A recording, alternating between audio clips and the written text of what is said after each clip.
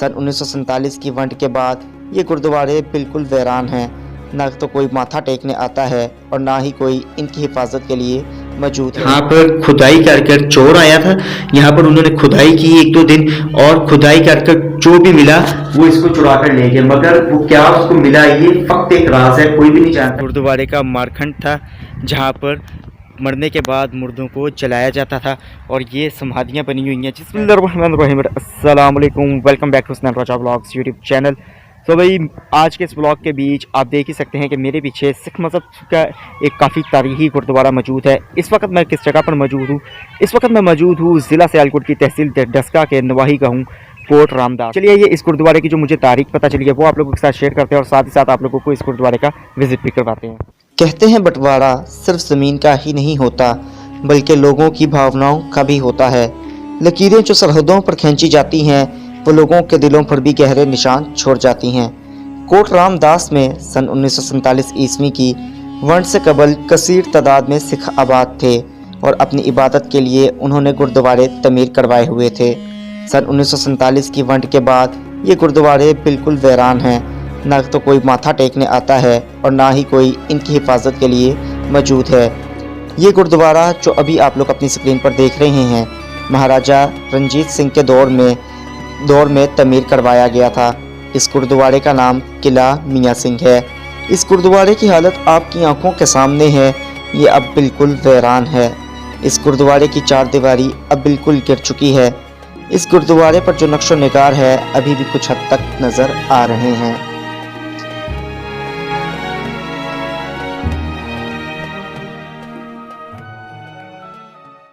यहाँ पर मौजूद एक बुजुर्ग ने मुझे बतलाया कि सन 1947 की वंड से कबल यहाँ पर बहुत बड़ी तादाद में रोजाना सिख आया करते थे और माथा टेका करते थे और इस गुरुद्वारे पर सारा दिन पूरी हलवे का लंगर चला करता था। सन 1947 के बंटवारे से कबल सियालकोट, डस्का, नारोवाल और शकरगढ़ के बीच सिखों की बहुत बड़ी तादाद मौजूद थी, जिसकी वजह से उन्होंने अपनी इबादत करने के लिए अपनी इबादत गाहें भी इन शहरों के बीच बनाई हुई थी। मगर ज़ाहिरी बात है कि अब सिख वंड के बाद, पार्टीशन के बाद अब सिख कम्युनिटी ही नहीं रही, तो ये इबादत गाहें भी अपनी असल हालत के बीच मौजूद नहीं। चलिए ये इस गुरुद्वारे के बीच जो है एंटर, इंतहाई खूबसूरत इसका नक्शो निगार आप लोग देख सकते हैं। महाराजा रणजीत सिंह के दौर में बनाया गया था। दिए जलाने के लिए यहाँ पर जगह बनी हुई है और ये अंदर जो है एक कब्र है जो कि मुझे क्लियर नहीं पता किसी सिख की है या किसी मुसलमान की है, मगर यहाँ पर एक बहुत ही मिस्टीरियस चीज़ हुई थी 1 साल कबल, जो कि यहाँ पर खुदाई कर चोर आया था। यहाँ पर उन्होंने खुदाई की 1-2 दिन और खुदाई कर जो भी मिला वो इसको चुरा कर ले गए, मगर वो क्या उसको मिला ये फक्त एक राज है, कोई भी नहीं जानता कि वो यहाँ से लेकर क्या गया। लाइन देख रहे हैं, यहाँ पर 4 दीवारी हुआ करती थी मगर अब 4 दीवारी गिरा दी गई है, बट एक वो दीवार जो है वो अभी भी मौजूद। गुरुद्वारे की 4 दीवारी की जो एक दीवार बाकी है उसके ऊपर ये नक्शो निगार हुआ है। ये आपको मैं दिखाता चलूँ।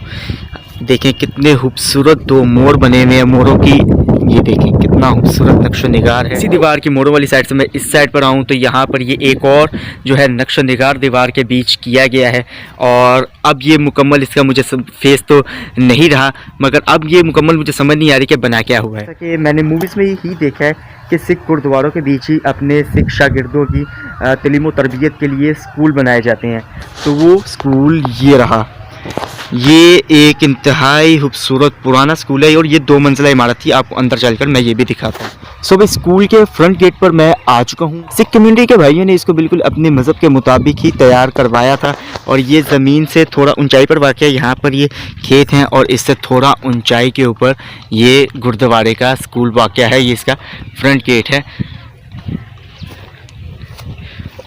अफसोस ये एक कौमी असासा है मगर अब ये असल हालत में अपनी मौजूद नहीं। तो भी स्कूल के अंदर मैं दाखिल हो चुका हूँ। ये 2 मंजिला इमारत थी मगर अब इसका छत गिर चुका है। ये इसके छत की जो है ना बाउंड्री है, यहाँ पर इसका छत हुआ करता था। ये स्कूल भी अब गिर चुका है और उस दौर के बीच क्योंकि वाइट बोर्ड्स तो हुआ नहीं थे करते, तो आपको मैं दिखाता हूँ कि कितना खूबसूरती के साथ बच्चों को तालीम देने के लिए ब्लैक बोर्ड हाथ से बनाया गया है।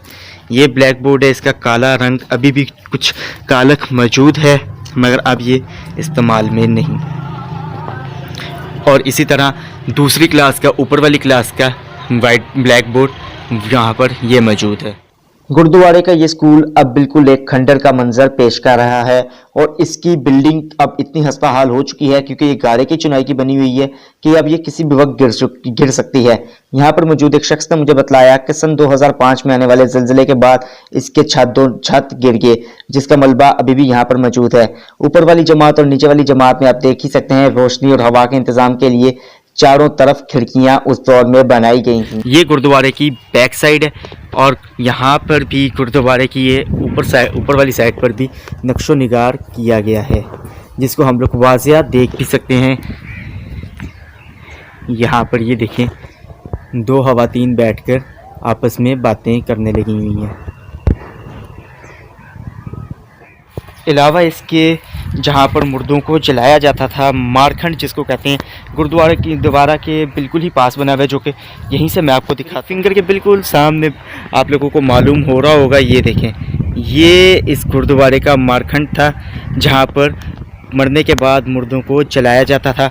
और ये समाधियाँ बनी हुई हैं, जिसका जितना मुझे मालूम है कि यहाँ पर लाकर समाधियों के जो बाकियात होती हैं उनको दफनाया जाता है या जो भी किया जाता है। तो भाई ये था मेरा आज का ब्लॉग कोट रामदास से इस गुरुद्वारे का। आप लोगों को मैंने मुकम्मल विज़िट करवाया।